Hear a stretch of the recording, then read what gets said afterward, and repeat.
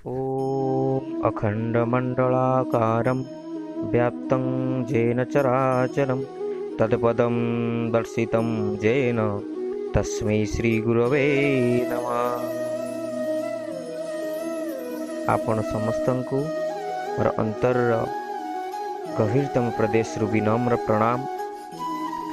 ଆମର ଅହୋଭାଗ୍ୟ ସ୍ୱୟଂ ଶ୍ରୀମଦ୍ ଭଗବତ ଗୀତା ରୂପୀ ଅମୂଲ୍ୟ ଗ୍ରନ୍ଥ ଆମ ସମସ୍ତଙ୍କ ନିକଟରେ ବିଦ୍ୟମାନ। ଆମେ ସେଇ ସ୍ୱୟଂ ପଦ୍ମନାଭଙ୍କର ମୁଖ ନିଃସୃତ ବାଣୀ ଶ୍ରୀମଦ୍ ଭଗବତ ଗୀତାର ସାର ତତ୍ତ୍ୱକୁ ପର୍ଯ୍ୟାୟକ୍ରମେ ଆଲୋଚନା କରିବା, ଯାହା ନିଜର ଦୈନନ୍ଦିନ ଜୀବନରେ ଏକ ମାର୍ଗଦର୍ଶିକା।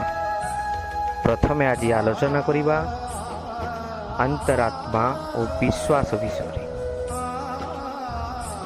ଆମେ ଗୀତାର ସାରସତ୍ୟକୁ ଅନୁସରଣ କରିପାରିବା, ବାସ୍ତବ ସତ୍ୟକୁ ଅନୁଭବ କରିପାରିବା ଏବଂ ନିଜର ଆତ୍ମାକୁ ବିଶ୍ୱାସକୁ ନେଇ ଈଶ୍ୱରଙ୍କ ପ୍ରଦତ୍ତ ରାସ୍ତାରେ ନିଜକୁ ଅନୁପ୍ରାଣିତ କରି ସୁକର୍ମ କରିବା ଉଚିତ।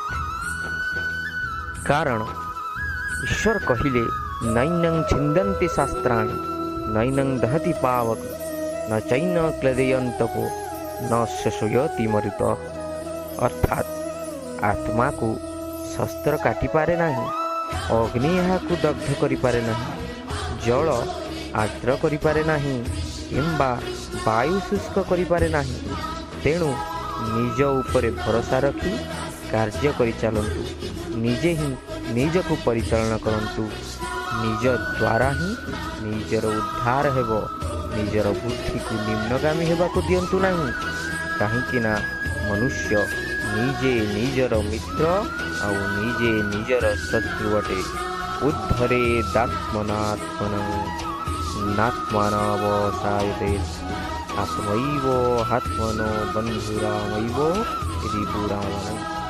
ଅର୍ଥାତ୍ ସ୍ୱୟଂ କଷ୍ଟର ଶକ୍ତିରୁ ମୁକ୍ତ ହୋଇଯାଅ। ତୁମର କେହି ସହାୟକ ନାହିଁ ନଥିଲେ ନିଜେ ନିଜକୁ ରକ୍ଷା କର, ଭୟ କର ନାହିଁ। ସତ୍କର୍ମର ପ୍ରଚ୍ଛଦରେ ସ୍ୱୟଂ ଈଶ୍ୱର ବିଦ୍ୟମାନ, ଯାହା ତମକୁ ଉଚିତ ମାର୍ଗ ଦର୍ଶାଇବ। ଆଜି ପାଇଁ ଏତିକି। ଜୟ ଜଗନ୍ନାଥ।